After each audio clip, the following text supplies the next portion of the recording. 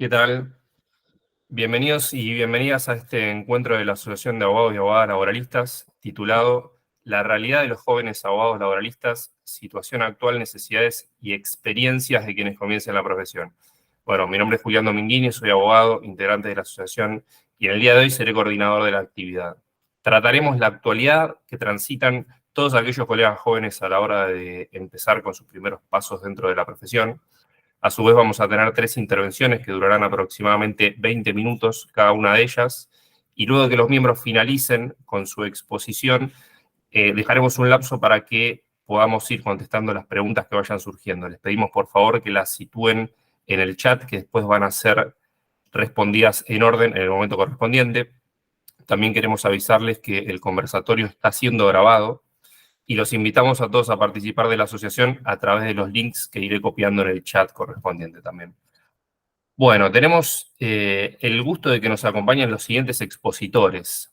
Está con nosotros la doctora Silvina Fredes, abogada laboralista, egresada de la UBA, magíster en Derecho del Trabajo, alumna del PROFAMAG en la Escuela Judicial del Poder Judicial de la Nación, como aspirante a la magistratura, socia en el estudio jurídico Matarrese, Fredes y Asociados, y asesora sindical.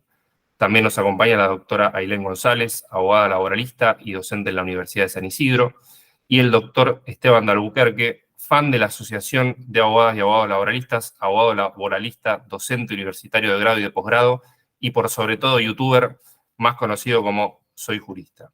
Sin más preámbulos, le cedo la palabra a la doctora Ailén González. Bueno, muchísimas gracias, Julián, por la presentación. Los saludo a todos. La verdad que es un gusto enorme para mí poder estar acá charlando con ustedes. Agradezco muchísimo a la Asociación de Abogados y Abogadas Laboralistas por brindarnos este espacio. Y bueno, sin más, quería contar un poco algunas de las experiencias que tuve, que estoy teniendo, de hecho, al arrancar la profesión como joven abogada. Y bueno, y ayudarlos un poco a no entrar en pánico, que es quizás lo que nos suele pasar a la gran mayoría cuando recién arrancamos.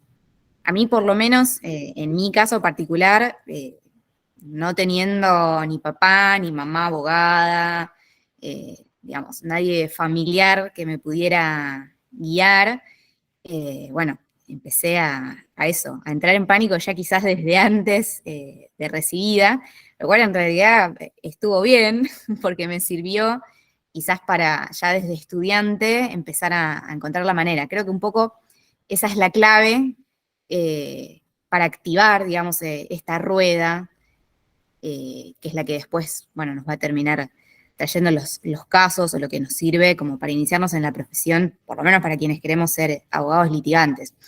Y acá es donde viene este punto, que es el de la acumulación originaria, podríamos llamarle. Cómo generar ese impulso inicial que nos catapulta. Y yo creo que el secreto está en tirarnos a la pileta. Es decir, la única manera de poder arrancar con esta rueda es activar, básicamente. Es frenar un poco el miedo que tenemos y arrancar directamente. Pero bueno, también para arrancar, obviamente, hay que tener las herramientas. Quizás el que ya estaba trabajando en un estudio jurídico tiene una espalda mayor, como para poder largarse solito. Pero el que no, bueno, puede ir generándolas un poco, capacitándose, que yo creo que es una constante a lo largo de toda la profesión, pero bueno, para iniciar es fundamental tener un poco las herramientas. Y bueno, para tener un poco esta acumulación originaria, que yo les decía, hay miles de posibilidades. La realidad es que es un camino en el que hay que tener mucha paciencia y que quizás, bueno, a ver, aquellos quienes recién arrancan y bueno, y no estuvieron trabajando en un estudio jurídico, que quizás están todavía con sus padres, pueden aprovechar esa situación, pueden tener un trabajo de medio tiempo, por ejemplo.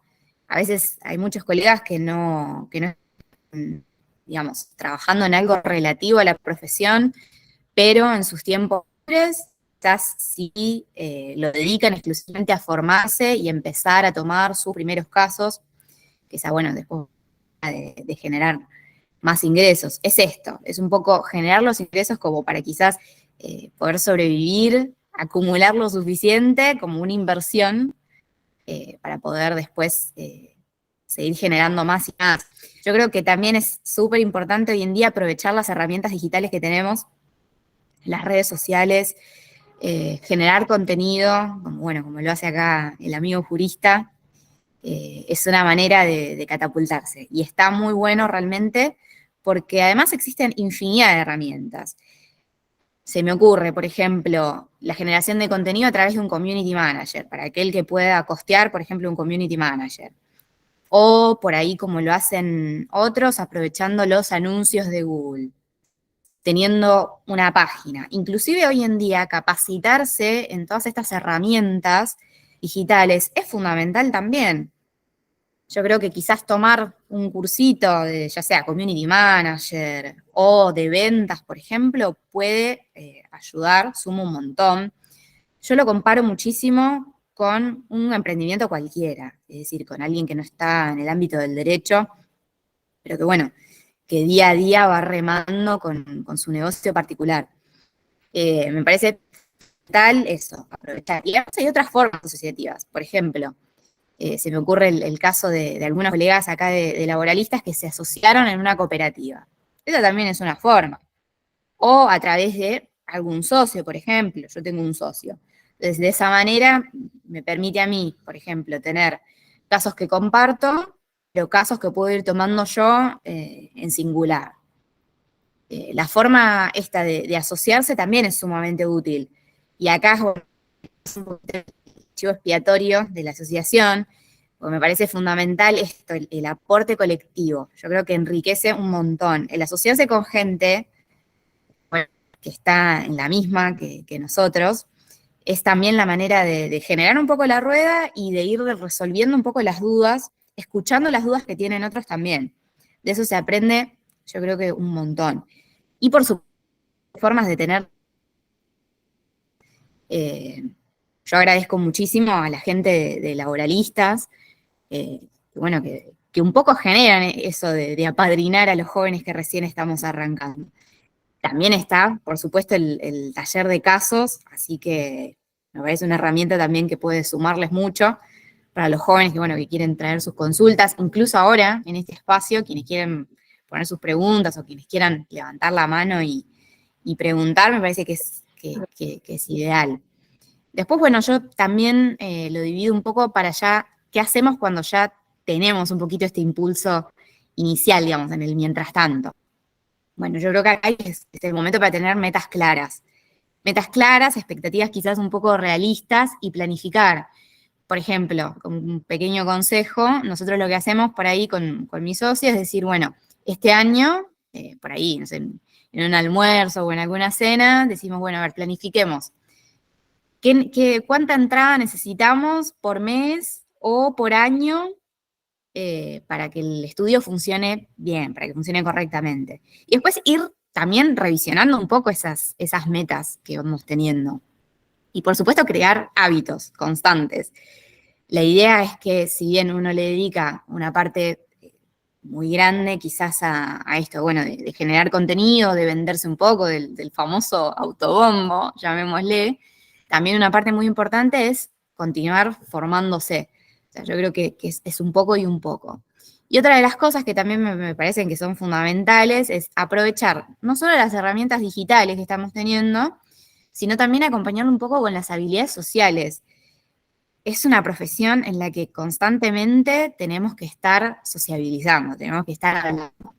Y bueno, yo sé que cuesta, a mí también me cuesta un montón, recién arrancando es como, bueno, poner ese esfuerzo en tener que sociabilizar un poco, pero bueno, es sumamente útil, es también la llegada de casos, el poder compartir y el también esto, enriquecerse un poco. Quizás a mí me pasa que, no sé, yo hago no solo capital, sino también provincia de Buenos Aires. Y bueno, por ahí hay alguien de entre mis colegas o de entre la asociación que por ahí no hace provincia, que por ahí puede pasarme a mí, o yo a la inversa puedo pasar algún tema de capital o algún tema de ultra especialización. Ahí es también donde quizás esto ya es más bien personal, pero bueno, es un consejo que les podría ser útil, es de meterse de lleno en un área, especializarse a full en algo y saber profundo en un tema, porque a veces por ahí queriendo agarrar muchas cosas, terminamos dividiéndonos sin saber nada en particular. Yo traté de dedicarme específicamente, en este caso, al derecho individual del trabajo, pero bueno, puede haber quien, no sé, se ultra especialice en accidentes de trabajo, por ejemplo, o bueno, en el derecho colectivo. Me parece que es también una buena herramienta dedicarle de lleno. Hace realmente la diferencia.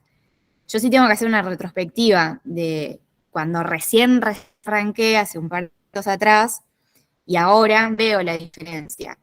A veces, a ver, siendo sincera, no es como que vea todo color de rosa, hay días que digo, no, con lo que está la tasa pasiva, por ejemplo, en provincia, te da ganas de tirar todo, tirar la toalla y decir, me dedico a otra cosa, no sé, me consigo un trabajo de lo que sea.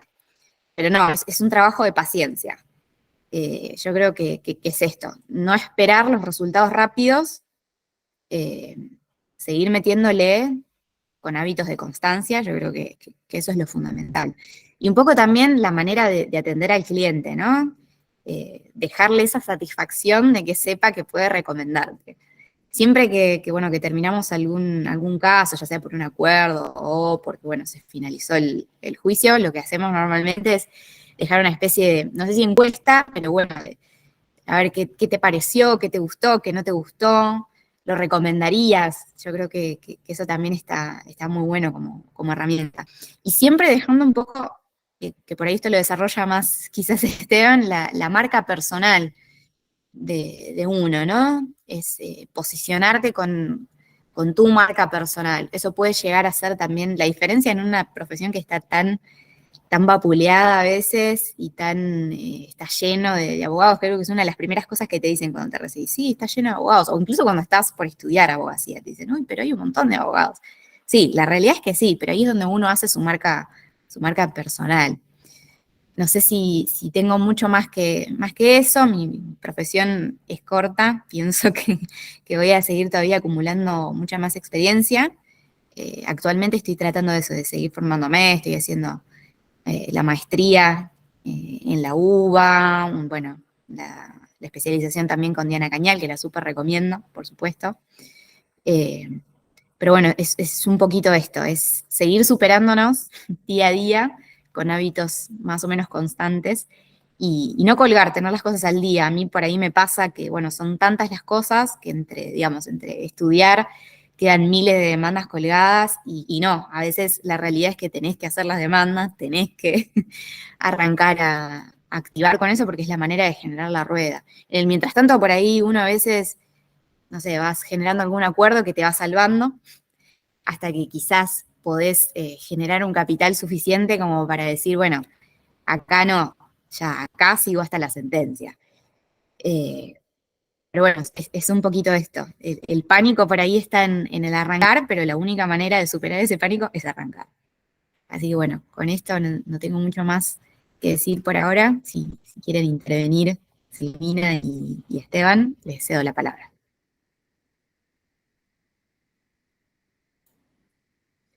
Hola, ¿se me escucha, Julián? Sí. Hola, buenas tardes. Bueno, muchas gracias a todos y a todos por escucharnos. Bueno, creo que la idea principal de este conservatorio es justamente que aportemos ideas, sugerencias y que también planteemos algunas dudas que tengamos o miedos como para que sea un intercambio rico y que nos llevemos algo de lo que hablamos cada uno de nosotros, ¿no? Más allá de que nosotros estemos exponiendo, creo que la idea principal del conservatorio es que todos podamos aportar y transmitir ideas y que nos sirvan. En mi caso, bueno, tengo más de 10 años en la profesión, no soy tan joven abogada, pero sí siento que todos los días aprendo y quiero aportar mi granito, digamos, y un poco de mi experiencia, qué me sirvió, qué no me sirvió, qué me aportó, cómo llegué hasta acá y, digamos, aportar a ver si algo sirve, ¿no? de mi experiencia para todos. Para darle un enfoque a mi experiencia brevemente, lo dividí, digamos, en 3 enfoques distintos. A mi experiencia, qué me sirvió, qué me aportó, qué no me aportó, con respecto a 3 enfoques distintos. Primero, en lo personal, como en crecimiento, mi crecimiento como abogada laboralista. Segundo, en un enfoque, perdón, que se escuchaba un perro ladrando, el segundo enfoque en relación al cliente, ¿no? A la captación de los clientes, y el tercer enfoque con respecto y en relación al sistema judicial en el cual nos encontramos inmersos y a nuestro vínculo con los colegas y con las organizaciones, con los organismos judiciales. Para estructurar un poquito mi experiencia, lo que hice fue primero, bueno, cuando planteamos esto en la reunión, en Laboralistas, de qué podemos aportar y transmitir y lograr que todos a futuro, que este sea uno de muchos encuentros, porque es rico y creo que nos aporta a todos, es decir, bueno, hacer un diagnóstico y panorama actual, ¿no? ¿Cómo llegué hasta acá? ¿Qué hice para llegar hasta acá? ¿Dónde estoy? ¿Qué sirve? ¿Qué no? ¿Qué aportó? Bueno, hoy estoy como socia de Adolfo Matarrese. Llevamos diversas causas de derecho del trabajo individual y colectivo, entre otras cuestiones, ¿no? Asesoramos a sindicatos, etcétera. ¿Siempre fui socia de Adolfo? No, la verdad es que no. La verdad es que obtuve ese reconocimiento y esa confianza de Adolfo tras años de trabajo, que no fue fácil, sinceramente, porque también tuve que aprender a compatibilizar mi profesión y el estudio con la crianza de mis hijos, ¿no? Que no es tarea sencilla, que tuve que tener paciencia, aprender a gestionar el tiempo y llegar a donde estoy. También soy alumna de la Escuela Judicial, soy aspirante a la magistratura del Fuero, no sé si llegaré, sinceramente, pero lo tengo como un objetivo que no sé si llegará, pero disfruto el camino de cada materia que no está relacionada con, muchas no están relacionadas con exclusivamente el derecho laboral, pero que sí me sirven para aplicar el conocimiento en la labor diaria. Esto en primer término. Volviendo a los tres aspectos que recién mencioné, voy a empezar con el aspecto con respecto en lo personal, ¿no? Al crecimiento profesional como abogada laboralista. Y acá también lo subdividí en tres aspectos que considero sumamente importantes. El primero es la capacitación continua. Yo la verdad es que en el caso mío, nunca dejé de estudiar, y no solamente en derecho laboral. Más allá de que hice la maestría, también me formé en derecho tributario, societario, filosofía del derecho, etcétera. ¿Por qué? Porque el derecho es uno. El derecho es uno, y la verdad es que a la hora de encuadrar jurídicamente un caso, a la hora de analizar, a la hora de resolver, tener un conocimiento amplio del derecho, la verdad es que facilita mucho el trabajo y nos lleva quizás a resultados positivos, ¿no? Otro aspecto principal que lo aplico a diario es la organización y la administración del trabajo y del tiempo. La verdad es que planificar, como decía Ailén, también poner metas, objetivos a corto, mediano y a largo plazo, la verdad es que ayuda más en nuestra profesión, que corremos el riesgo con los plazos. O sea, gestionar el tiempo y organizarnos y planificar, eso minimiza el riesgo, y la verdad es que, bueno, trae tranquilidad, ¿no? En nuestra profesión, y que no estemos corriendo con los plazos y demás. Entonces, la verdad es que también coordinamos al equipo de trabajo en la oficina, y sin la administración, sin la planificación, sin el control, no sería fácil, ¿no? O sea, para mí también es fundamental. Y también algo que me parece sumamente importante, y como hablaba también Ailén recién un poco de la marca personal, ¿no? Que abogados hay muchos, pero el desarrollo de las habilidades blandas, las denominadas habilidades blandas, que cuáles son la empatía, la comunicación, la oratoria, la tolerancia, la paciencia, son todas habilidades que creo que eso nos da un valor agregado en nuestra profesión, que nos marca la diferencia y que nos da esa marca personal entre tantos abogados. Esto está estrechamente vinculado con el enfoque 2 que mencioné, que es nuestro trato con el cliente y la captación de clientes. ¿Por qué? Porque yo creo que, bueno, en nuestro caso, ¿no? Más allá de la publicidad que hoy en día antes era un folleto, una web, hoy en día es Instagram, YouTube, etcétera. Yo creo que esa publicidad, igual la que más en su momento cuando la hice, sirvió la de contenido, ¿no? La que uno le brinda al trabajador o a la trabajadora información útil. Pero sinceramente la que hoy no funciona, después de largos años de trabajo, es el trato con el cliente y la escucha activa, escuchar al trabajador que viene con esa carga emocional muy grande, porque normalmente vienen con problemas en su lugar de trabajo, donde pasa la mayor parte de su día. Entonces, transmitirle esa confianza, esa escucha y demostrarles que vamos a hacer todo lo posible para lograr encontrar una solución a su problema, creo que es fundamental para captar clientes, ¿no? Y que nos recomienden. Eso es lo que a nosotros nos ha funcionado y por eso creo que el desarrollo de las habilidades blandas hoy en día hay mucha información sobre eso, sobre inteligencia emocional y demás, que es súper interesante y la recomiendo. Recién como hablaba con respecto al aspecto número 2, es lo que decía recién de dedicarnos al caso, ¿no? Al trabajador y a la escucha es lo que nos permite captar clientes y que nos recomienden. Y un último aspecto que considero relevante destacar es con respecto a nuestra relación con el sistema judicial en el cual nos encontramos inmersos y el vínculo con los abogados, con los colegas, etcétera. Yo acá destaco que hay un aspecto positivo y algunos negativos. Lo positivo es el vínculo que nuestra profesión creo que hoy en día no es tan individualista. Hay muchísimos grupos de WhatsApp, también como mencionaba Ailén, hay asociaciones como laboralistas que nos dan estos espacios para que todos compartamos y sigamos capacitándonos. Y siempre en estos grupos de WhatsApp encontramos siempre un colega hoy en día que está dispuesto a colaborar, a ayudar. Entonces, hoy en día creo que los jóvenes abogados y la nueva generación es como que somos más solidarios. Todos queremos compartir, no quedarnos con el conocimiento, sino que siempre estamos dispuestos ante una duda o un planteo, tratar siempre hay alguien que aparece con una solución o una propuesta. Eso me parece súper positivo y el uso de las nuevas tecnologías y todas estas redes sociales me parece que son fantásticas. Con respecto al sistema judicial y a nuestro vínculo con los juzgados, bueno, acá es donde yo encuentro que hay un problema y me atrevo a decir que como estudiante y alumna de la Escuela Judicial de la Nación, sé que esto está cambiando, se está trabajando mucho desde la magistratura para que la nueva generación de jueces tengan otra visión, se está trabajando mucho en lo que es trabajo en equipo, en lo que son las habilidades blandas, en lo que son la gestión y la administración de las causas judiciales para que salgan los despachos en tiempo y demás. Se está trabajando, aún falta mucho y es nuestra lucha diaria, ¿no? Nosotros hoy en día nos encontramos con resoluciones que salen tarde, audiencias que nos fijan a un año, sistemas que se caen, etcétera, un montón de complicaciones y causas que duran años. ¿Qué me sirvió? ¿Qué nos sirvió a nosotros y qué nos sirve hoy en día? Lo mismo, aplicar estas habilidades de comunicación, ¿no? De ir al juzgado, de mandar mail, de llamar, de lograr la escucha del juzgado, o sea, de nosotros, ¿no? De poder explicarles que todos tenemos el mismo fin y es que se aplique la justicia en el caso concreto en tiempo oportuno y que no se frustren los derechos de los trabajadores y las trabajadoras.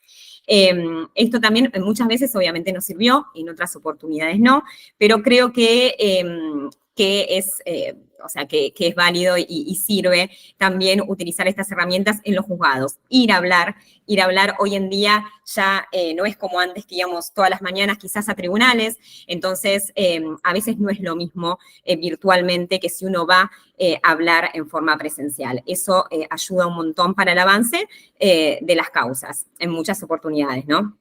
El trabajo en equipo para mí es fundamental. Asociarse con una persona que tenga mismos valores, principios, ideas, proyectos, eso también es fundamental. No es fácil asociarse con alguien, hay que tener una misma visión, eso es para mí fundamental.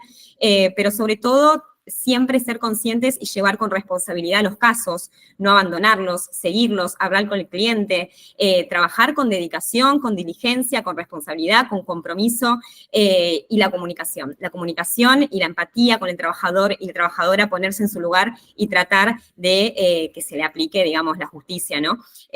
Así que bueno, espero que nos podamos seguir encontrando. Ojalá que pueda ser presencial estos encuentros, me parece que serían muy ricos. Y bueno, este es mi pequeño aporte, espero que les sirva. Gracias. Muchísimas gracias, doctora. Ambas estuvieron brillantes, me adhiero a todo lo que dijeron. Desde ya, para quien no me conoce, yo soy Esteban de Albuquerque, soy miembro de Laboralistas hace como 12 años más o menos.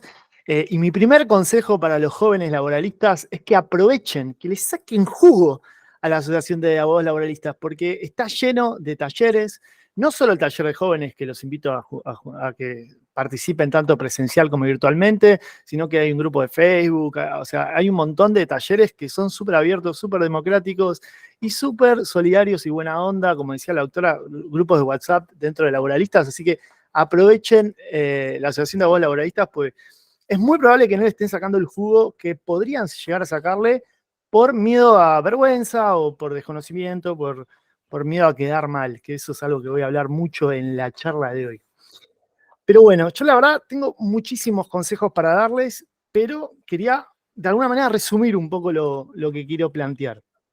Y para hacer eso, me gustaría empezar con un cambio de paradigma, que nosotros siempre decimos, bueno, yo quiero ser abogado, perfecto, genial. ¿Qué necesito saber? Derecho de fondo y forma, o sea, tengo que saber qué dice la ley y cómo se aplica, ¿no? Y como bien decía la doctora, la clave acá es la capacitación constante. Y la capacitación constante se logra con esta pasión por las ganas de salir adelante, por la pasión de ganar más dinero y salir de la pobreza, con la pasión de poder ayudar al otro, que es algo hermoso que nos da esta profesión, que gracias a vos, esa persona cobró la indemnización y le cambió la vida, o lo reinstalaste, o 1.000.000 de casos. Entonces yo creo que parte es agarrarnos de esa pasión y capitalizarla en, como decía la doctora, capacitación constante. Entender que nadie nace sabiendo, que si te equivocas es parte del proceso. O sea, equivocarse para mí es no intentar, pero que te paralice el miedo, que no hagas nada y ahí nunca aprendés. O sea, prefiero que hagas una liquidación mal y te des cuenta que está mal a que nunca te sientes a hacer una liquidación por miedo a hacerlo mal, ¿no? Entendiendo que es un camino largo, pero un camino de 1.000.000 de pasos comienza con un paso, como dice el gran refrán.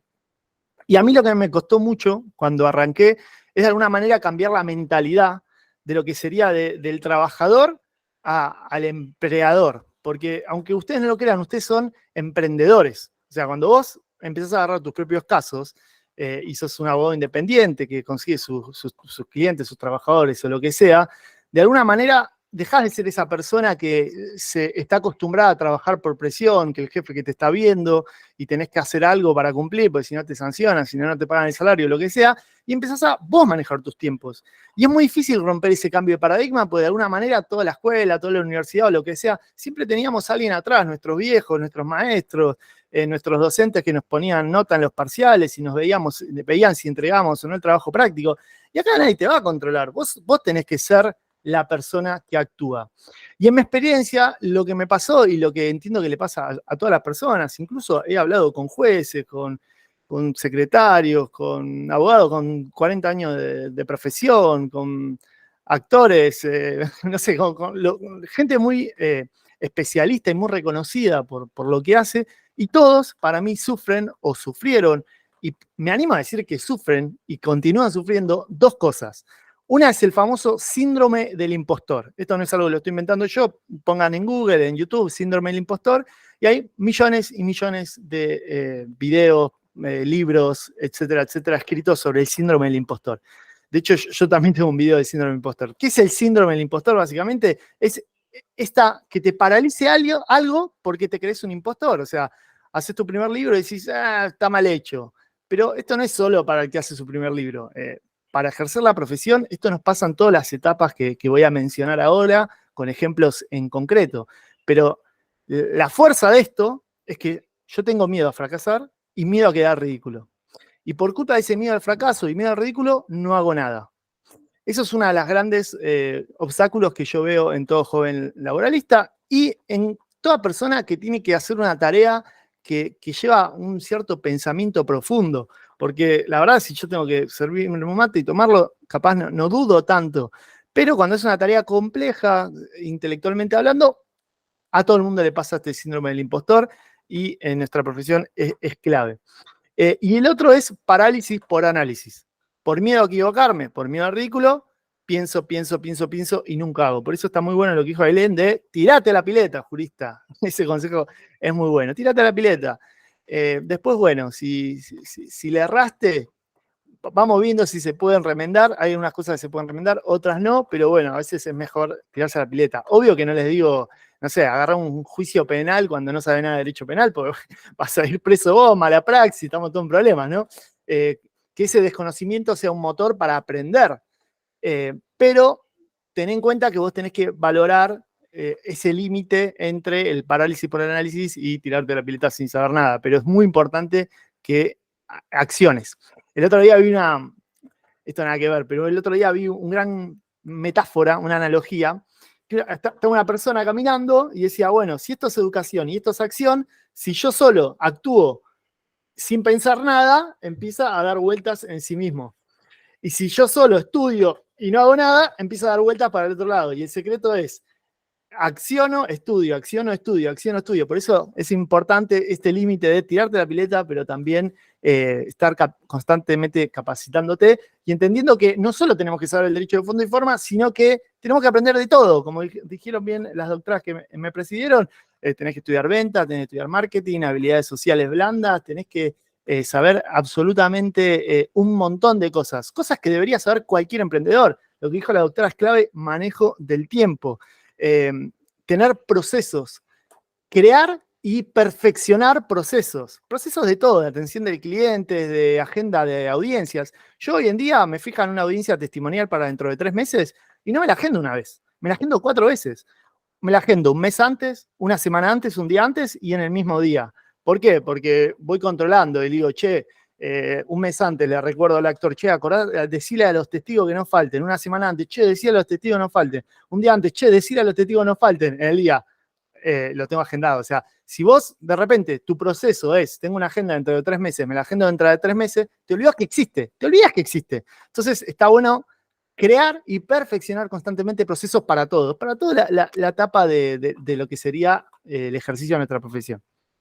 Eso por un lado. Ahora les voy a dar un par de ejemplos que me anoté recién para que entiendan la importancia de esto del síndrome del impostor. Es algo que nos pasa a todos en todo momento, incluso el día de hoy. Yo siento que después de 12 años de ejercicio de la profesión, de dar clases en grado, en posgrado, en crear un montón de videos del tema, sigo teniendo mi síndrome del impostor activo, que lo combato con la razonabilidad, pero bueno, a veces es algo que está inserto dentro de uno, ¿no? Por ejemplo, recién hablaban de captación de clientes. Yo tengo un video de consejos para cómo captar clientes, que después les puedo pasar, pero básicamente, ¿qué me frenó a mí cuando empecé? Hoy en día se hablaron un montón de formas de captar clientes. Por ejemplo, se dijo esto de contratar un community manager o estudiar, yo básicamente redes sociales y crear contenido. Por ejemplo, tengo un amigo que es un gran abogado y un gran bailarín, y cuando va a bailar, baila salsa y bachata, y a su círculo de amigos, todo el mundo sabe que él es el abogado. Entonces, cuando ese círculo de personas tiene un problema, ¿a quién va a buscar? Al abogado. Todas las técnicas de captación de clientes que existen y se les ocurran, si vos tenés miedo al ridículo, se congelan y no haces nada y no llegás a ningún lugar. O sea, si esa persona que capaz tiene 50 amigos y ninguno de los 50 sabe que es abogado laboralista y que representa a trabajadores, la conclusión más obvia es que no va a conseguir clientes de esa forma. Si vos querés, no sé, atraer clientes por Instagram y no te animás a filmar tu video, no vas a poder conseguir clientes por Instagram. Lo mismo con TikTok, YouTube o lo que sea. Si vos querés captar clientes pagando publicidad, bueno, si vos no te animás y no estudiás cómo es el mundo de pagar por publicidad y no te animás y te tirás a la pileta y pagás 1.000 pesos a ver qué pasa, bueno, no lo vas a conseguir. Y a veces lo loco de esto es que no es que nos decimos que no. No, yo si quiero, lo hago. Pero mañana, la semana que viene. No me digo que no a mí mismo, me digo después. Empiezo a procrastinar, empiezo a dejar las cosas para después. Y yo creo que esto es lo que más me afectó, así como joven laboralista cuando estaba empezando, que por miedo al ridículo y por miedo básicamente a fracasar, había cosas que no hacía. No voy a hacer un video, pues mirá, lo va a ver todo el mundo, mirá si me equivoco. Hoy en día tengo más de 240 videos y si ustedes los miran bien, están llenos de errores. En vez de decir digo él o un montón de pavadas. Y eso que yo los edito y más o menos los recauchito, pero no quiero paralizarme por análisis. Si es un error menor, bueno, sale publicado, sale con fritas. Nunca van a ser la demanda perfecta, nunca van a ser el intercambio telegráfico perfecto, nunca van a ser la liquidación perfecta. Uno puede reformular lo que acaba de hacer infinitas veces, pero tenés que establecerte ciertas pautas para que no te paralice todo esto. No tener miedo al ridículo. porque el error más grande es no intentarlo. Esa es una pequeña apreciación. Entonces, este parálisis por análisis, este síndrome del impostor, se da en todas las etapas del proceso, en todo aspecto de nuestro proceso, de nuestra profesión. Recién les dije el proceso de captación de clientes, que a veces nos terminamos autosaboteando por miedo al ridículo, entonces nadie se entera que somos laboralistas. ¿Por qué? Bueno, yo soy perfil bajo. No, no sos perfil bajo, tenés miedo de que te pregunten algo que no sepas o que quedes mal. No le diga, no digo que vayan a un cumpleaños y digan, ahora yo soy laboralista y empieza a repartir tarjetas, porque vas a quedar un poco pesado, ¿no? Pero no puede ser que tu círculo interno de amigos y de conocidos no sepan a qué te dedicas. O sea, eso es por miedo al fracaso, por miedo al ridículo. Al menos en mi experiencia profesional. Y eso también hace que uno no se anime a agarrar su primer caso. Yo, cuando me recibí, al toque empecé a firmar demandas, pero hasta que efectivamente agarré un caso 100% mío, fuera del estudio jurídico, digamos, pasaron como 4 años. Y la verdad, yo era estudiante que daba clase, o sea, estaban laboralistas a full en todos los congresos, en todas las charlas, no me perdía nada, hace como 12 años, y tenía conocimiento, pero no me animaba. Y cuando pienso en por qué no me animaba, no es que me decía, no me animo. Me decía, bueno, la semana que viene. Bueno, ya me va a caer un caso. No funciona así la vida, estimado. Si vos no buscás el caso, no viene. No es tipo, me voy a sentar a mirar el techo y, bueno, ya algún conocido va a ser despedido y me va a llamar. No, hay que pasar a la acción. Hay que tirarse a la pileta y después van a quedar las cosas. Pues si ustedes no dan ese paso, estamos al horno. Lo mismo con la primera vez que haces un telegrama, un intercambio telegráfico. El secreto que es, bueno, capacitarte, pero después llega el momento que tenés el cliente ahí y tenés que hacerlo. Y si no lo haces o lo postergás, es por miedo al fracaso y miedo al ridículo. Y hoy en día, con la velocidad de las redes sociales, si en el día no le contestaste y no hiciste el telegrama, el trabajador, ¿qué va a hacer? Le mandó la consulta a 20 otros abogados y se va a ir con los abogados o abogadas que le respondan en tiempo y forma. Obvio que, como decía la doctora, las habilidades blandas es clave. Vos le tenés que vender tranquilidad, le tenés que vender certeza. Él tiene que saber que vos sos un profesional, que lo podés ayudar con el problema, que tenés experiencia en el tema. Y no es solo saber ejercer el derecho. No es solo saber hacer el telegrama, sino atenderlo correctamente al trabajador o a lo que sea, con un proceso. Un listado de preguntas para que no se te escape nada, generando cierto branding, cierta marca, cierto espacio. Y esto la verdad que también se aplica a todo. Lo mismo con tu primera liquidación, no solo el hecho de saber calcularla bien, sino saber negociarla bien. Y para eso tenés que también profundizar, estudiar, prepararte, aprovechar estos espacios. No hay nada mejor que para aprender que preguntarle. Andá a una charla de laboralistas a uno de estos cafés y preguntarle al compañero, che, ¿y vos qué criterios usás para negociar un acuerdo? ¿Qué? ¿Y vos cuando haces el telegrama de tal cosa, vas por acá o por allá? Yo, la verdad, no saben lo que aprendí en los congresos de laboralistas, no solo por las personas que exponían en el congreso, sino en las charlas de café, en los restaurantes ahí, con el doctor Matarese, que lo veo acá, yo lo mataba a preguntas. y hoy en día sigo matando a preguntas a toda persona que me cruzo y sigo teniendo esa sed de aprender, porque hay cosas que cambian constantemente. O sea, de repente el ciclo empieza a ser virtual y si no tenés un grupo de contención que le preguntás, che, ¿y cómo es esto? Es difícil estar por tu cuenta. Y la verdad que una de las cosas que más me pasó a raíz del síndrome del impostor es dejar para después la demanda. Agarraba al cliente, lo atendía rápido, hacía el telegrama, metía el ciclo, pero salía mal, ponele, acá en Capital Federal, que tenés que hacer la instancia obligatoria previa, y de repente tenía que hacer la demanda. Y en mis primeros casos, casi todas, tardé 2 años en hacerla. Y digo, estás loco, ¿cómo vas a tardar 2 años? O sea, de 2 años que tu cliente pierde la oportunidad de iniciar el juicio, vos cobrás más lento, porque si tardaste 2 años en meter la demanda, algunas cosas pueden prescribir incluso, si lo haces mal, pero ponele que lo haces bien y estás demorando todo. O sea, la famosa rueda la estás demorando. ¿Por qué? Y no, mirá si hago mal la demanda. Si hago mal la demanda me muero. yo soy un abogado, estudié un montón. No puedo equivocarme. Entonces, no es que no la hago, la voy a hacer mañana. Ay, es que esta semana tengo el cumpleaños, que esta semana, no, lo que pasa es que yo tengo que hacer. No, son todas excusas que nos damos por miedo al fracaso, miedo al ridículo. Yo estoy convencido. Y esto, repito, nos pasa a todos. Entonces, la idea es meterlo a la parte racional y entender por qué nos estamos demorando y ponernos plazos. Así como en la facultad te ponen un plazo de tal día tenés un parcial o tenés que entregar un trabajo, decirte, esta semana sí o sí tengo que hacer los hechos. La semana que viene sí o sí la prueba. La otra semana sí o sí la liquidación. Y la cuarta semana sí o sí tengo que meter la demanda. Porque si vos dejas todo para después, todo para después, todo para después, no, ya no sos un empleado. Vos sos tu jefe, vos sos tu organización. Vos tenés que poner las pilas. Porque si no, te estás saboteando. ¿Por qué? Por miedo al fracaso, miedo al ridículo. Otra cuestión que tardé años en darme cuenta, sobre todo en esos casos que estaba dudando, es que, como bien explicaba la doctora, los juzgados a veces son un desastre y tardan muchísimos años. Y cuando vamos a la facultad nos dicen, no se preocupe, jurista, que el impulso es de oficio. O sea que el juzgado es el que tiene que impulsar el expediente. Mirá cómo te mira Arnold.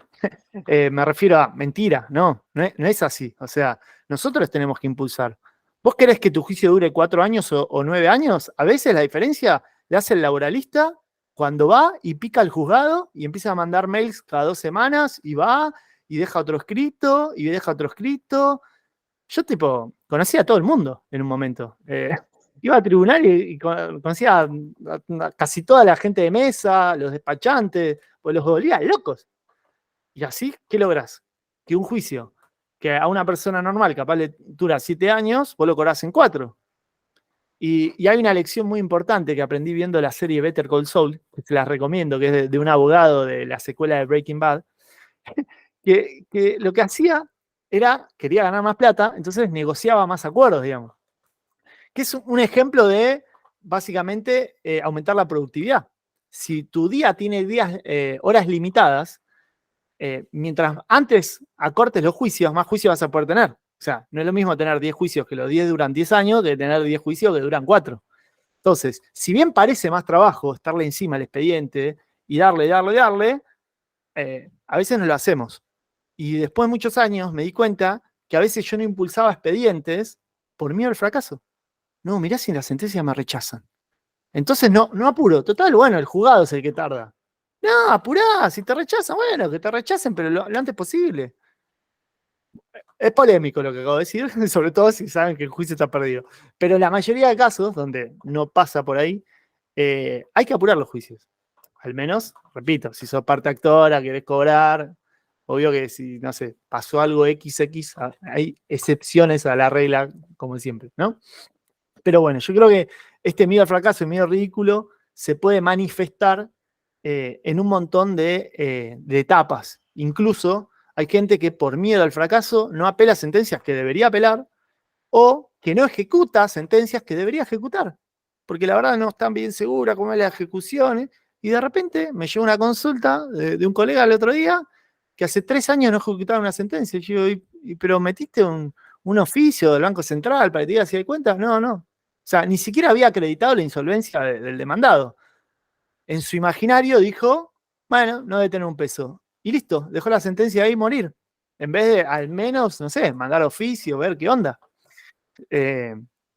Y yo creo que la mayoría de cosas que nos frenan, espero no ser reiterativo, pero espero que tomen la dimensión de la profundidad de lo que estoy diciendo, es esto del síndrome del impostor, el miedo al fracaso, el miedo al ridículo. El miedo al fracaso frente a nuestra familia, frente a nuestros amigos, frente a la sociedad y frente a nosotros mismos. Pero la verdadera milanesa es que a nadie le importa tu fracaso. Cada uno está concentrado en su vida y a los 10 minutos se van a olvidar de ese fracaso. Solo vos te estás haciendo la cabeza. Y lo peor que puede pasar es que aprendas de tus errores.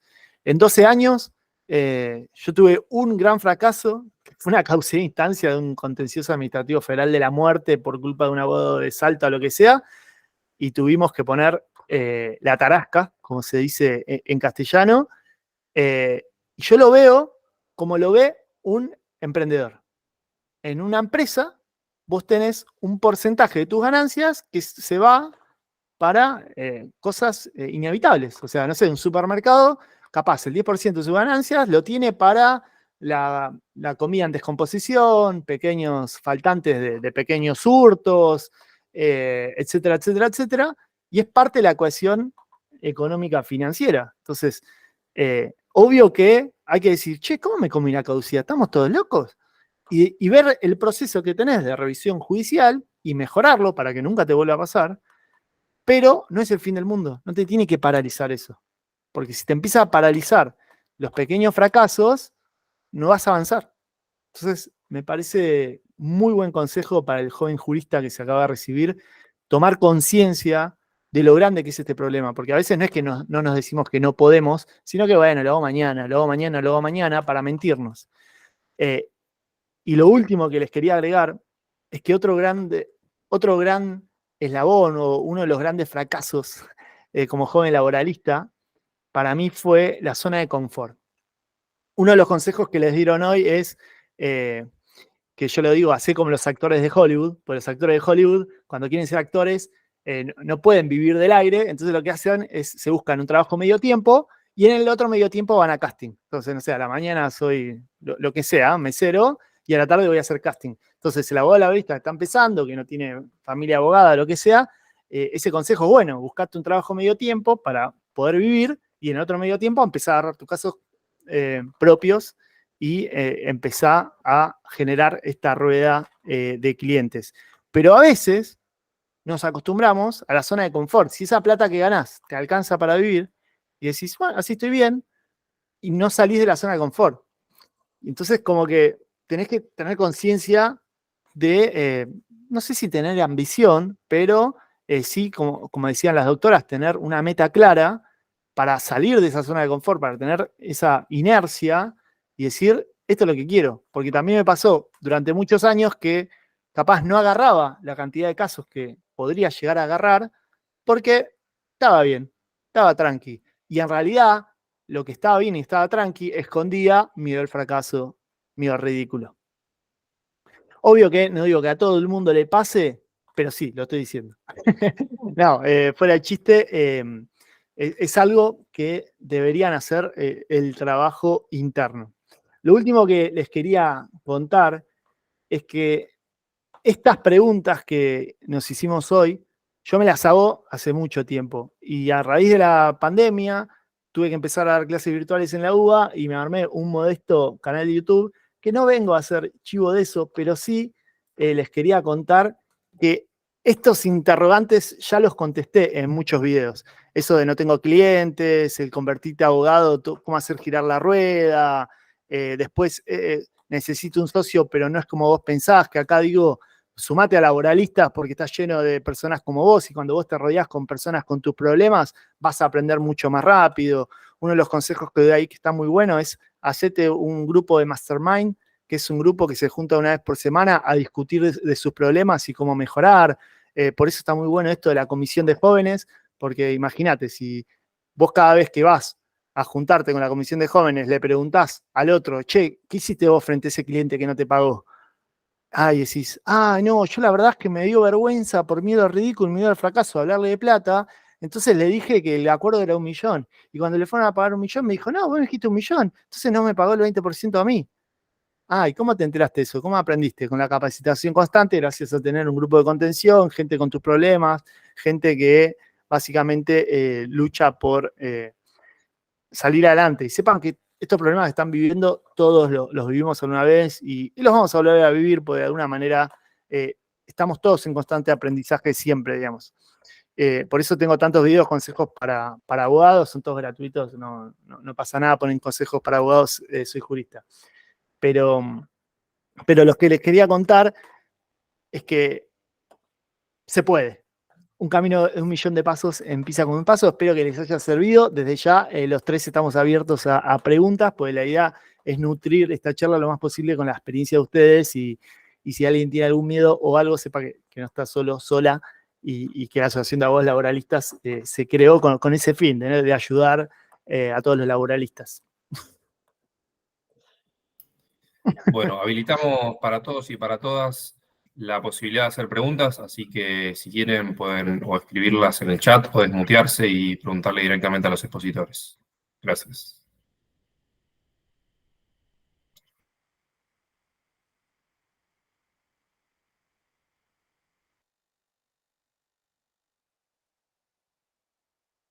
Ahí surgen algunas preguntas, un poco en el sentido de lo que iba la cuestión esta bueno, de insistir presencialmente, sobre todo a mí, me pasa que, bueno, acostumbrada a la virtualidad y bueno, al medio electrónico, a veces es como que tener que ir a tribunales a insistir cuesta, pero realmente veo la diferencia. Y a veces también un poco en el sentido esto del miedo al fracaso, del síndrome del impostor, la cuestión esta de decir, uy, me van a ver como un insoportable que se la pase insistiendo en las mesas de entradas. Y bueno, sí. A veces hay que arriesgarse a eso, que me vean como un insoportable que va todo el tiempo, pero bueno, es la manera de Para a mí, veces regar un poquito. para mí ahí el secreto es el factor humano. Si vos vas a pedir que te despache un expediente, capaz quedás como insoportable. Pero si vos vas y decís, mirá, el trabajador se quedó sin trabajo, disculpá, la verdad, yo no suelo ir a apurar casos, pero acá lo que pasó es que lo despidieron inventando una justa causa y el trabajador tiene un hijo.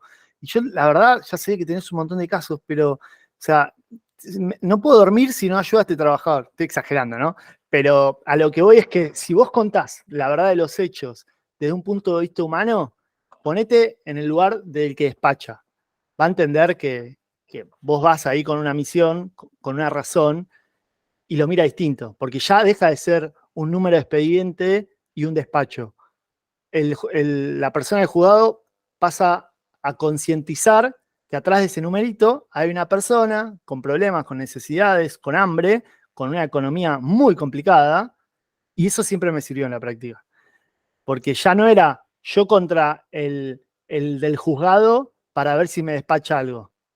Era, vamos juntos a hacer justicia, vamos juntos a conseguir celeridad, vamos juntos a ayudar a esta persona. Obvio que hay empleados del juzgado que no les importa nada, que quieren cobrar su salario, pero a la mayoría, al menos los dejas en offside porque no te pueden decir algo tipo, no me importa. Pero bueno, después depende mucho del juzgado, pero no vas a quedar mal vos, al contrario, queda mal el abogado que no va a ver el expediente un año y el expediente no se movió porque, no sé, se le traspapeló el juzgado y el abogado por miedo a que la sentencia le salga mal, ni presentó un escrito, ni fue a hablar, ni mandó mail, ni nada. Para mí ese es el abogado que queda mal. Pasa que nadie se entera de eso. Ese es mi pequeño aporte. Un ejemplo así un poco ya extremo, pero bueno, que lo he visto con el doctor de Lequier, que bueno, no está acá, pero es de la Asociación de Abogados Laboralistas, no va a tener problema que lo cuente tampoco. Tenía un trabajador con un accidente de trabajo y era un accidente sumamente visible. Y la sentencia estaba tardando, no sé, una cuestión de años que no salía. Entonces dijo, bueno, vení, acompáñame. Lo llevó al trabajador, la jueza, habrá estado, no sé, horas esperando a la jueza para que era, y la conversación fue bastante corta, fue un levantate la remera, levantó un poquito la remera, vio lo que le había pasado del accidente de trabajo, la jueza no dijo mucho más nada, entró al despacho y al día siguiente, daba la sentencia. Así que a veces también puede llegar en un caso así como muy extremo, ¿no? Por ahí puede llegar a servir llevarlo incluso al trabajador, no para hacer esto, bueno, mostrar el accidente, pero sí para, bueno, como lo que decía, acá hay un trabajador que realmente necesita cobrar su indemnización, necesita comer. Es buena esa, jurista tip, lleva al trabajador y hace que se desvista. No creo que vaya, pero igual se entendió la idea. No, sí, el hecho que te vean que te preocupás. Yo conozco mucha gente que trabaja en tribunales adentro, jueces, secretarios, y a veces es simplemente que tienen muchas causas, poco personal, y hay cosas que se les pasan. Pero cuando vos vas, ya eso entra en su radar. Entonces, para mí suma. Obvio, hay cosas y cosas, ¿no? Y etapas. Pero sí, para mí son personas Y muchos tienen mucha conciencia social y lo hacen de corazón, pero también tenés de todo en tribunales. Pero está bueno meter presión.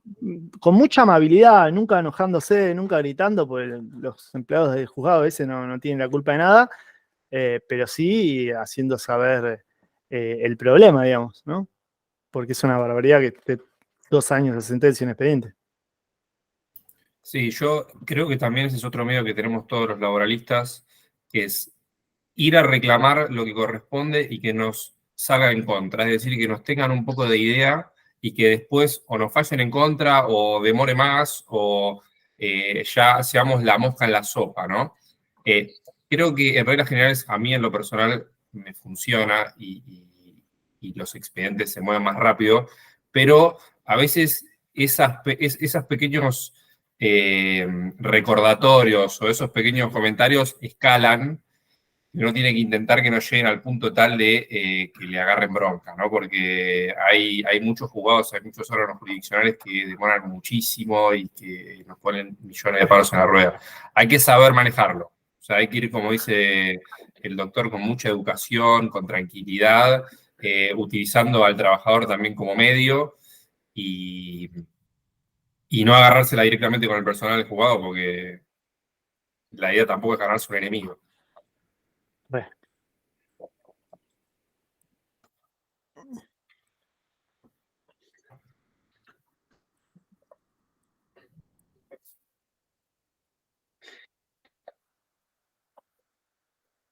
La idea es, si, capaz no una pregunta, pero si alguien quiere contar su experiencia, mirá, yo me recibí, estoy intentando hacer tal cosa, y me pueden dar algún consejo de algo, o sea, aprovechen este espacio, hagan de cuenta que es una charla entre amigos, y repito, no tengan miedo al ridículo en esta reunión tampoco, porque no los vamos a juzgar, digamos.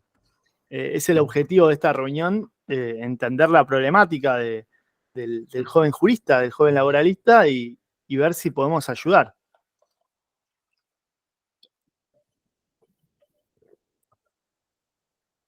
Yo le quería preguntar a los expositores, ¿cómo hacen para manejar la información con los clientes? O sea, ¿cómo es ese manejo de la información de lo que va sucediendo en el expediente? ¿Le dicen absolutamente todo? ¿Hay cosas que no le dicen? ¿Hay cosas que no le dicen con el objetivo de que los intereses del trabajador se vean mayormente beneficiados? ¿Cómo es la cuestión de la comunicación de la información en los procesos?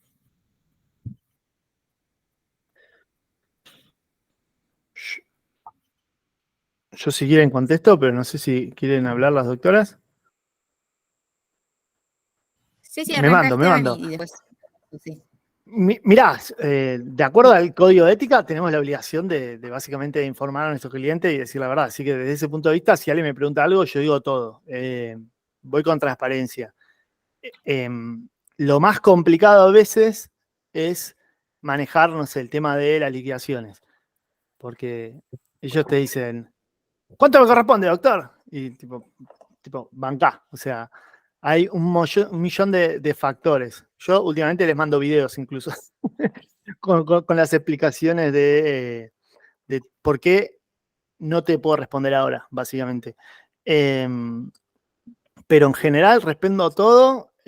No notifico cosas porque sí. Sí las importantes, tipo sentencias y eso, pero no cada vez que hay una novedad en el expediente, pero contesto. Y yo lo que trato de hacer es usar habilidades blandas, como decía la doctora. Por ejemplo, me mandan un mensajito, hey, doctor, ¿cómo está el expediente? Y le digo, uy, qué bueno que me contactaste, Marta. Lo cierto es que el expediente sigue igual, pero me gusta mucho que te contacte, pues me pasó que un trabajador cambió el número de teléfono, nunca me avisó, tenía como 3 millones para cobrar y no lo podía ubicar, tuve que volverme loco, tardé como 4 meses en encontrarlo. Así que seguí mandándome mensajes de vez en cuando, pero si hay alguna novedad importante te la digo. Cuando les digo eso, no me manda más mensajes. Si no, me acuerdo que muchos me volvían loco todo el tiempo. Si vos tenés suficiente confianza en el cliente, no te vuelven loco. Obvio que hay clientes y clientes. Hay clientes que, no sé, te quieren preguntar una vez por día qué novedades hay, y algunos se entienden 100%. Yo creo que el secreto es generar confianza porque el contrato de mandato es un contrato de confianza y cuando generás esa confianza ya no hay tantas preguntas, digamos. Pero lo más complicado para mí es el tema de las liquidaciones y yo trato de ir lo más transparente posible, explicando las distintas razones de por qué sí o no conviene cerrar en este acuerdo, básicamente. Pero es verdad que a veces si vos le decís a alguien, mira, la liquidación me dio 3 millones y después querés cerrar por 1,5 millones, te dice, hey, ¿qué onda? Me mentiste. Entonces, antes de pasarle la liquidación de 3 millones, le digo, hay, no sé, 5 posibles planteos. Si probamos las horas extras, la liquidación podría dar tanto. Si probamos el trabajo no registrado, podría dar tanto. Si probamos las diferencias salariales por convenio, tanto. Todo esto es complicado porque depende del juez, bla, bla, bla. Entonces, una liquidación podría ser de tanto o, en la mejor de las suertes, tanto. Conviene cerrar este acuerdo por tanta plata porque la empresa es reinsolvente, esto es Argentina, inflación, dólar, elecciones, lo que sea, y terminás dando una fundamentación de la liquidación y no le decís de repente, te corresponden 3 millones y nada más, porque ahí sí sería un error grave de comunicación. Bueno, yo hago mi aporte, perdón, Esteban, no sé si te interrumpí o... No, por favor, doctora. Bueno, yo la verdad es que en primer lugar, ya en la entrevista, en la primera cita, cuando le comento un poquito de cómo viene el proceso, en primer término le digo que la causa es pública, que cuando esté el sorteo de la demanda le voy a pasar el número de expediente, que puede acceder, que le puedo explicar cómo acceder. Normalmente nunca acceden y siempre me llaman, pero igual se los manifiesto. Y después también aprovecho mucho en las audiencias, cuando hago la comunicación previo a las audiencias, ahí le comento un poquito el estado, cómo viene la causa, el juzgado, le comento que a veces hay distintos factores, porque la pregunta de siempre es ¿cuánto va a durar el juicio? ¿No? Entonces, ahí le comento y le digo que hay muchos factores, depende del juzgado que recaiga, depende el caso concreto, ¿no? Las dificultades del caso, depende cuánto tarde en notificarse la demanda. O sea, le explico primero en general cuáles pueden ser a futuro, digamos, cuáles son las etapas del proceso. Después aprovecho las audiencias para darle un panorama más amplio de cómo viene el asunto, cómo está llevando el juzgado la causa y demás. Y después también le dejo en claro que estoy a disposición para cualquier mensaje, WhatsApp o llamado. La verdad es que me llaman cuando, más que nada en la etapa probatoria, ahí es donde a veces se demora y me llaman, igual les aviso siempre en también las resoluciones importantes, ¿no? Pero ahí es donde recibo más los mensajes o los llamados que les tengo que explicar por qué, no sé, se está tardando tanto en el tema de la prueba, ¿no? Pero básicamente aprovecho las audiencias para darle el panorama más completo y después se van comunicando. Pero sí también, como dijo Esteban, la información clara, completa, también para generar esto que hablábamos antes de la confianza, ¿no? Que nos tenga confianza el cliente. Pero bueno, eso en mi experiencia. Sí, yo creo que en mi caso particular hago prácticamente lo mismo que ustedes. Desde el primer momento de la liquidación, lo que suelo hacer es explicar que no se tienen que enamorar de los números. Que enamorarse de los números, bueno, puede salir mal. Por ahí lo que no hago tanto es esto que decía Esteban, tanto sería con las horas extra, tantos pongo en especial, trato de dejarlo más general todavía, como para no tener ningún tipo de problema, todavía más general. Pero esto bueno, trato de explicar todas y cada una de las actividades tiene que tener en cuenta la liquidación. Creo que la mayoría de los temas bien, como decía, sobre la liquidación. Y por sí, en la etapa probatoria, por ejemplo, ya cuando me fijan algún bien que tengo que comunicar al trabajador para que le hiciera ya ahí, contarle cómo viene el expediente, que se sienta completamente en confianza de consultar las veces que quiera, y siempre con mucha paciencia, absoluta paciencia. A veces tener paciencia, pero bueno, yo creo que paciencia. No, yo agrego que es clave lo que está diciendo la paciencia, y a mí lo que sirve esto de si probamos tal cosa es para que entienda la importancia del testigo, porque a veces las personas no entienden qué significa conseguir un testigo. Porque si vos vas al chino y compras 1 kilo de yerba y hay 20 personas en el chino, una persona diría, hey, hay un montón de testigos, había 20 personas, pero lo cierto es que vos no sabes el nombre de nadie te recuerda, no tenés el DNI, dirección, teléfono, nada. Entonces no tenés testigos. Nadie puede acreditar básicamente que fuiste al chino. Y la gente eso no lo entiende. Entonces cuando vos le vas con este argumento, no sabés cómo se ponen la camiseta y te consiguen al testigo, te lo mantienen, te lo hacen ir a la audiencia, porque entienden que gracias al testigo pueden llegar a probar tal cosa y reclamar tal diferencia. Y si pierden el testigo, se queda todo en la nada. Porque a veces lo que me pasó en los años es que la gente asumió que el testigo no era tan importante o cosas así, o decir, ¿cómo no es importante? Es re importante. ¿Qué falló acá en este proceso? Me parece que fallé yo, que no dije, no le recordé, como decía la doctora, en la primera audiencia, en la audiencia de Seclo, en la audiencia del 80, en todo momento que pude, la importancia de llevar los testigos. Y con los recordatorios esto que me pongo un mes antes, una semana, un día. Porque a veces hay muchos problemas de comunicación y la consecuencia del problema de comunicación es que se van con otro abogado. O sea, es una locura, es mucho más caro, no les conviene, pero si vos no generás esta confianza, si vos no le respondés, el trabajo de postventa nuestro es muy importante, porque si por 2 semanas, por un mes, no le contestaste un WhatsApp a tu cliente va a pensar que estás entongado en la empresa, que no estás moviendo el expediente a propósito, y se va a ir con otro abogado cuando vos capaz hiciste todo el laburo. Por eso es muy importante esto de las habilidades blandas, de transmitirle tranquilidad al cliente y explicarle todo, aunque sea medio tedioso, porque es parte de nuestro trabajo y te va a hacer que ese cliente te recomiende con otro y con otro y con otro, y entender los beneficios del verdadero marketing, que es el boca en boca. Por eso es clave la comunicación.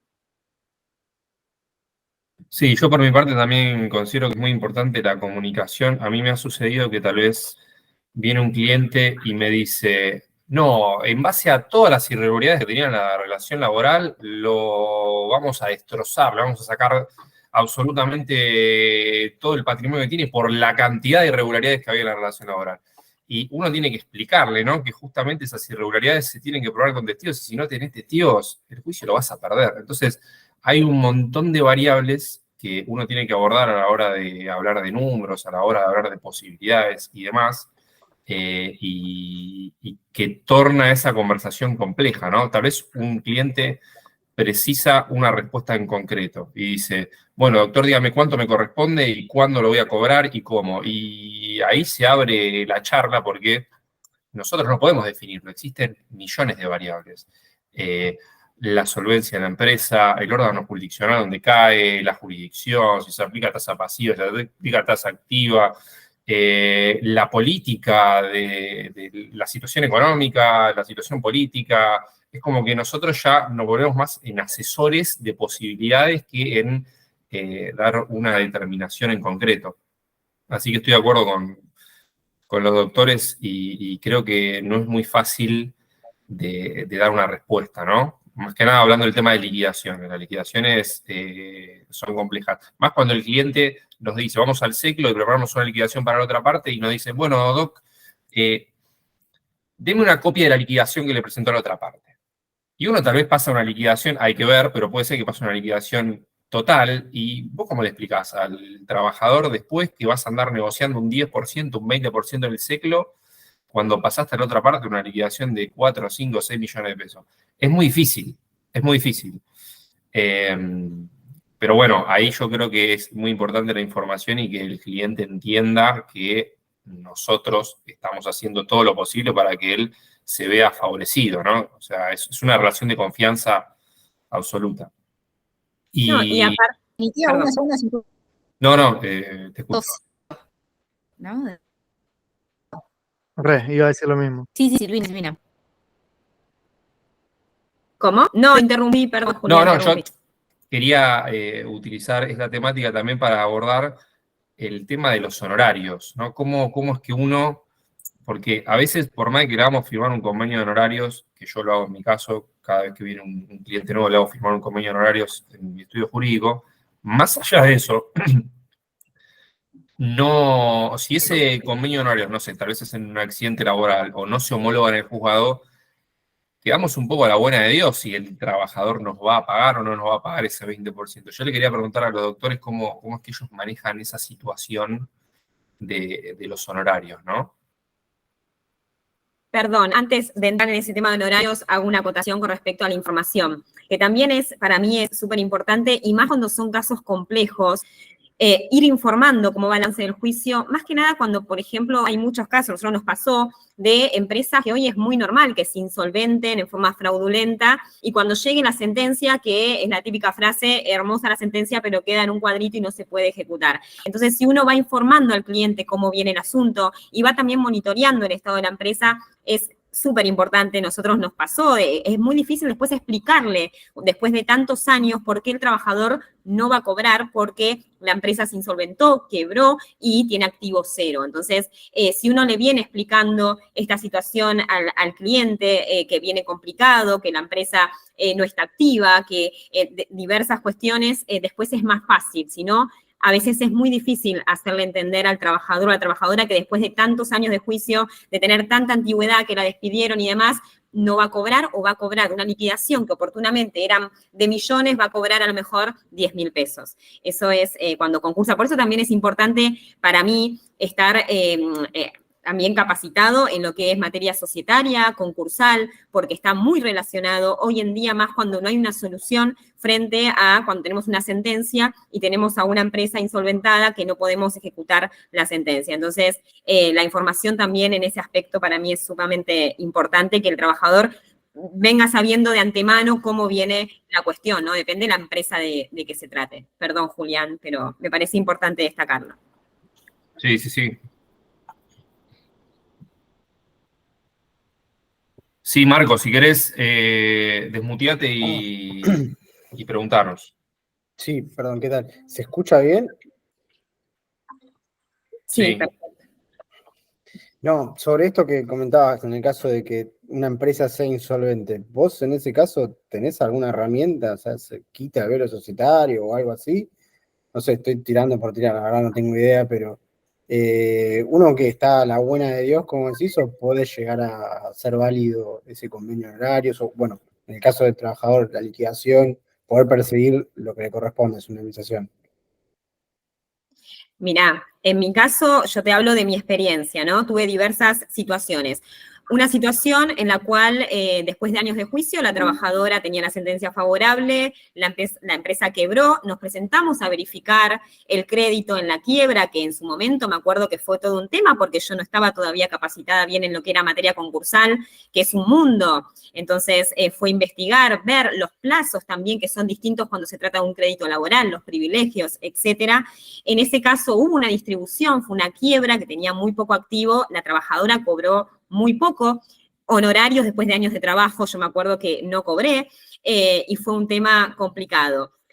En Provincia de Buenos Aires lo que hicimos en un momento, ¿por qué? Porque hubo una quiebra fraudulenta, hicimos lo que es un incidente, en realidad había un traspaso de la sociedad, había una empresa, bueno, que tenía una denominación, se insolventó de forma fraudulenta, logramos probarlo y logramos cobrarlo, ¿no? Pero a lo que voy es que es muy difícil en esos casos. Hoy en día no hay, si bien hay proyectos de fondos y demás, y hay convenios de la OIT que protegen el crédito del trabajador y demás, en la práctica, cuando quiere una empresa y tiene activo cero, es muy difícil que el trabajador lograr que cobre su crédito laboral, más allá del privilegio que tiene y demás.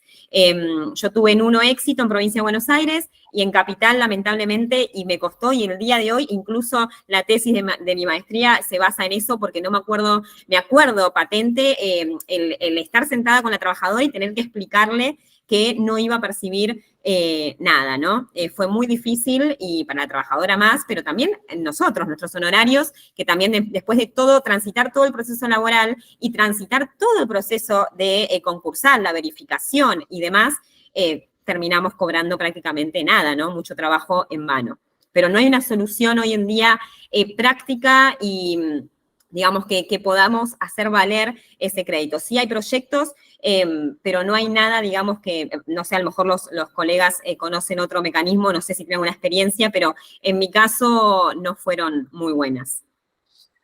No, No sé yo coincido con la doctora que es un mundo y es muy complicado, pero a veces en los detalles podés maniobrar un poco. Por ejemplo, muchas veces se insolventa la empresa, pero abre una igual, con los mismos socios, en el mismo establecimiento, con los mismos empleados, con los mismos proveedores, y le cambiaron el nombre. Bueno, ahí capaz podés hacer un incidente. En la Cámara Nacional de Apelaciones de Trabajo hay un boletín de jurisprudencia muy bueno que habla de la diferencia de un incidente de ejecución y un proceso autónomo de extensión de responsabilidad.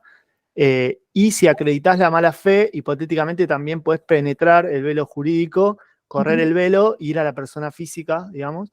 Pero sí, es como dice la doctora, es un mundo y yo no soy especialista en el concurso de quiebras y nunca lo seré porque es demasiado complejo. Ahí, Saberlo bien es demasiado complejo, al menos para mí. Marco, hay mucha doctrina de la doctora Cañal sobre este tema, que es muy interesante, y lo que dice Esteban es lo que se llama identidad de persona jurídica. O sea, si vos lográs acreditar que hay una identidad entre una empresa y la otra, ahí sí puede llegarte a proceder. Pero tenés que probarlo, ¿no? Misma clientela, mismos proveedores, misma, no sé, marca societaria, hay un montón de requisitos, pero tenés que probarlo para que te proceda. Es todo un tema, es un mundo. Pero bueno, puede llegarnos. A mí me pasó en 2 oportunidades en toda la profesión, provincia y capital, pero me llegó. Así que no estamos exentos de pasar por el concurso y la quiebra, digamos. Y hablando de laboralistas, hay como 3 cursos que los dio la fiscal de concursos y quiebras para laboralistas, que están en el grupo de Facebook si los quieren rever. Es un tema muy importante, pero complicado. Mira, en mi Bueno, caso muchas gracias. particular, te comento así brevemente, justamente estoy haciendo un proceso autónomo de extensión de la responsabilidad que abarca no solo a los otras personas físicas, sino también a una serie de empresas, todas con el mismo domicilio legal, la única planta en donde trabajaba, donde estaban todos los trabajadores, una serie de requisitos para cumplir, pero sí te puedo decir que está siendo un trabajo bastante arduo, largo, lo estoy teniendo en Capital Federal, ahora estamos por los alegatos, así que después comentaré cómo fue, pero lo encaré por el lado de un proceso autónomo de extensión de la responsabilidad. Quizás también es un poco mejor prevenir que curar, y cuando uno inicia el reclamo, ya prevé, a veces también uno hace como una especie de estudio basándose en qué tipo de empresa es, ¿no?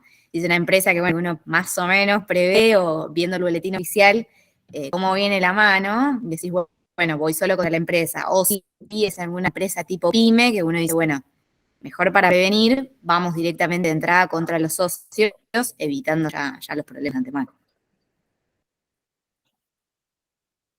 Claro. Un aporte. Queremos novedades de esa causa. Pasamos a los honorarios. Doctoras, ¿quieren hablar de honorarios? Comenzá si querés. Yo tiro mi jurista tip. Por miedo, al principio, a mí nadie me enseñó a vender, nadie me enseñó a hablar de plata. Hablar de plata es malo en esta sociedad. Tipo, no se habla de plata, en mi familia no se habla de plata, en la sociedad no se habla de plata. Entonces me costó mucho esto, pero mi jurista tip es hablar de plata. Mira qué fácil. Primera reunión. No te vas, además de contarle todo lo que dijo la doctora, sin hablar de plata.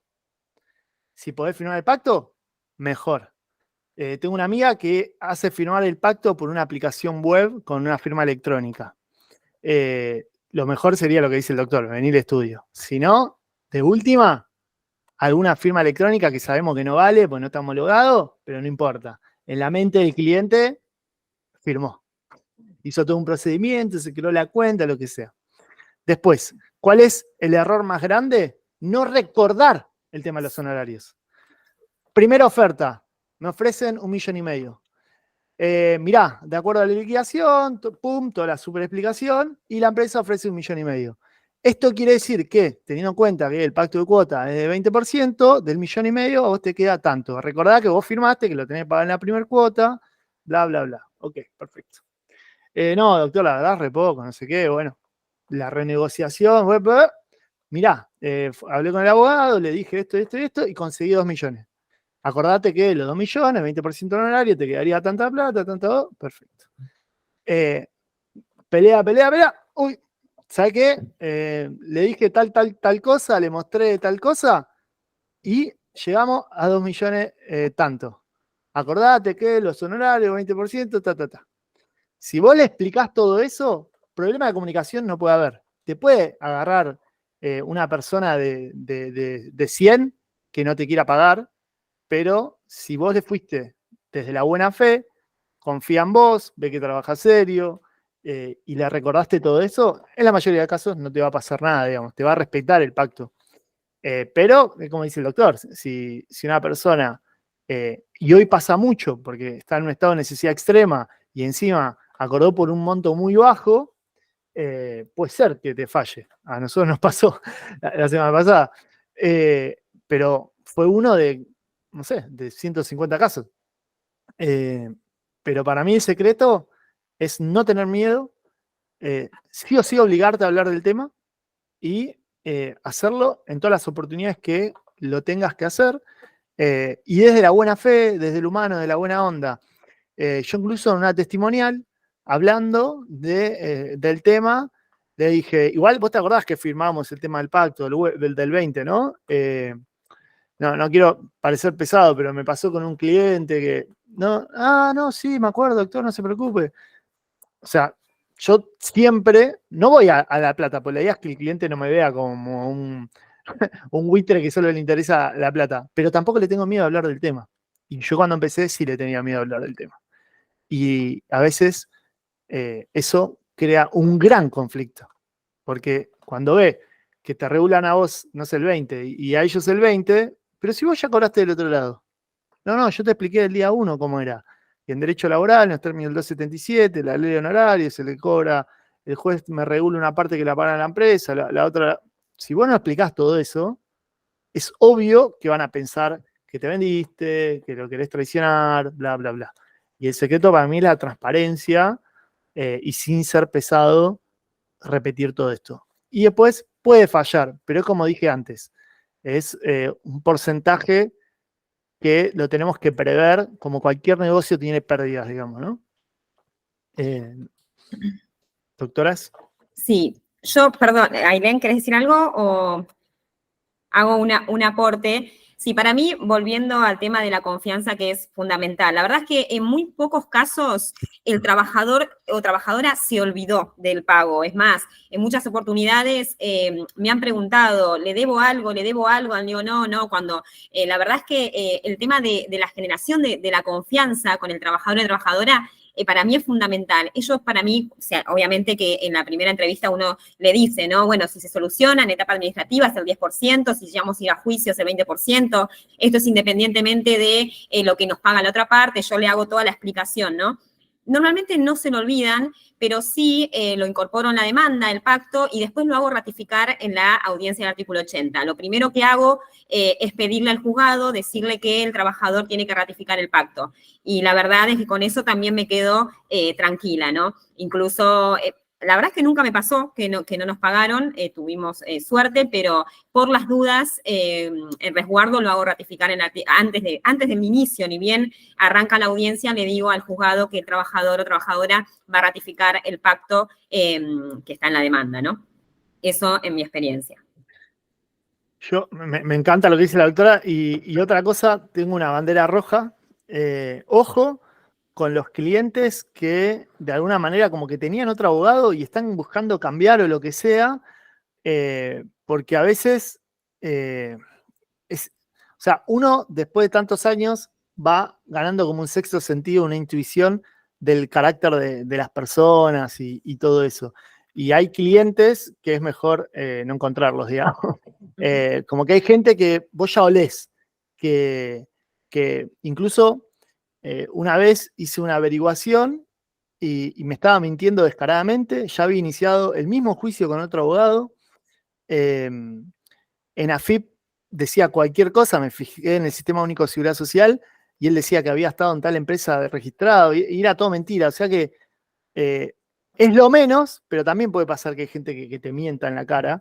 Y a veces cuando uno ve que cambió 3 veces de abogado y cosas así, o decir, este mejor perderlo que no encontrarlo. Pero coincido con la doctora que es muy raro en la profesión que si vos no le cobraste nada anticipado, después no te quiera pagar, digamos. Y lo bueno de hacer el pacto y homologarlo es que el juez directamente te retiene y te paga su parte. No es que le pagan al trabajador y después el trabajador te tiene que pagar. Porque antes lo que pasaba, antes del 2020, es que me acuerdo que nosotros teníamos que acompañar al trabajador a cobrar. Entonces ese día lo acompañamos al banco con el giro, al juzgado, bla, bla, bla, el cheque lo retiramos y ahí se hacían los famosos pagos. Y ahora como es todo virtual, es muy bueno eso del pacto para que directamente pase, porque ahora ya se complica un poco más la cosa, ¿no? Ahora, relacionado, Esteban, a lo que decías, esto de hay que tener cuidado con a veces cuando vienen, que ya fueron a otros abogados y demás, también hay que tener cuidado, a lo mejor ya lo saben, también cuando vienen con una causa ya iniciada.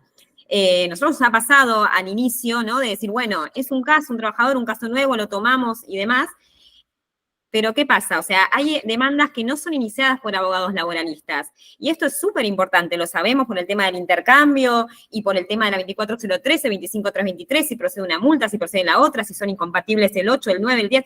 Todas esas cuestiones, a veces, ahora, nosotros cuando al inicio uno dice, bueno, agarro un caso, le da el ok al trabajador, sí, lo asumo, y después a veces... si se lo pone a ver después todas estas cuestiones de cómo fue incoada la demanda oportunamente, si no lo hace en forma previa, después puede ser también un dolor de cabeza y después a lo mejor ya es tarde, ¿no? Más allá también de lo que diga el cliente, cómo fue iniciada por el colega la demanda. Eso también es un consejo, ¿no? De que hay que tener también cuidado antes, no por el afán de agarrar el caso, agarrarlo sin investigar y sin tomar vista de la demanda y de cómo viene el proceso, ¿no?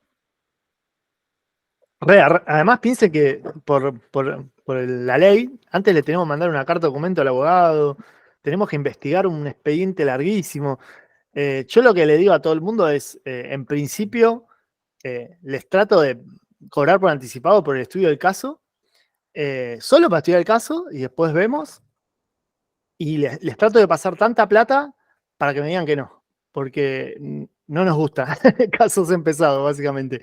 Y si quieren, porque, no sé, el abogado es un desastre o lo que sea, se paga un estudio de caso y después se analiza. Pero bueno, eso es algo que estoy haciendo porque al ser una figura pública, me llegan muchos de esos, de gente que en realidad no confía con el abogado y yo les digo, mirá, no es que el abogado está actuando mal. De hecho, tengo un video que digo, tu abogado se vendió y explico que la mayoría de casos no es que se vendió, es que hay mala comunicación. Entonces andá a hablar con tu abogado, pedirle explicaciones y si querés que te estudie el caso, le paso, no sé, 3 sumas y casi nadie consulta.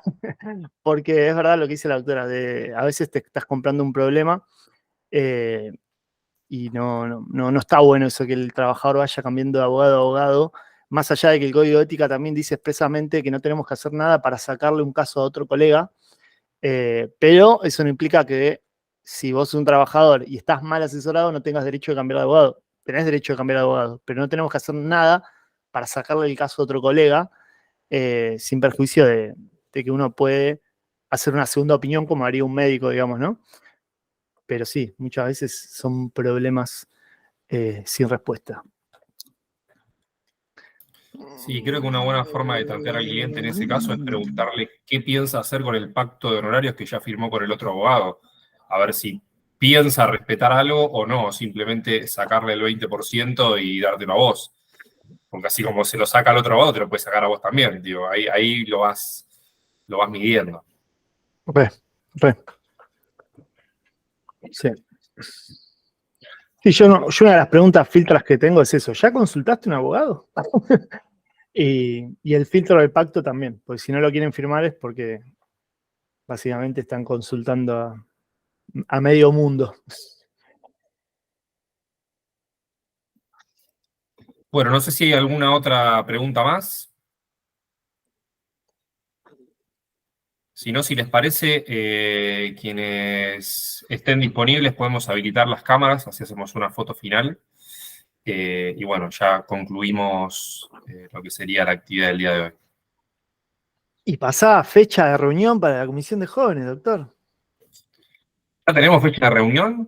No, pero ese es tu trabajo. Eso sería interesante, no sé si los participantes de acá estarían dispuestos también quizás de organizar algún encuentro presencial, ¿no? Habría que hablarlo en laboralistas, pero quizás sería bueno presencial como para que todos podamos intercambiar ida y vuelta me parece que sería interesante y sumarnos a la comisión. Me parece que programarlo cada tanto, cada tanto tiempo y compartir experiencias al estilo café jurídico, pero me parece interesante, no sé si están de acuerdo, ¿no? Pero me parece que estaría bueno. Sí, totalmente, totalmente. Sí, sin dudas, sin dudas. Para cualquiera que quiera ponerse en contacto con la asociación o seguir las redes sociales, ahí en el chat tenemos los links y seguramente estaremos ordenando algún tipo de encuentro presencial. Así que bueno, si les parece, damos por concluida el encuentro del día de la fecha y los esperamos en las próximas actividades. La Foteli, la Foteli.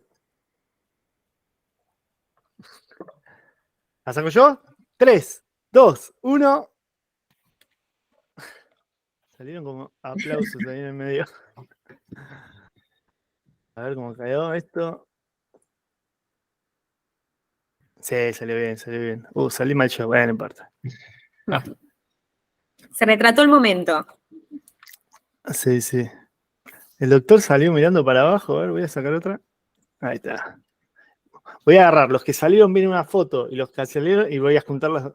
Un mashup. Listo. Bueno, ahora te la mando por WhatsApp, estimado. Dale, dale. Bueno, buenas tardes a todos. Bueno, buenas tardes. Saludos. Hasta Muchas luego. gracias. Nos vemos. Buenas noches. Nos Muchos vemos. éxitos.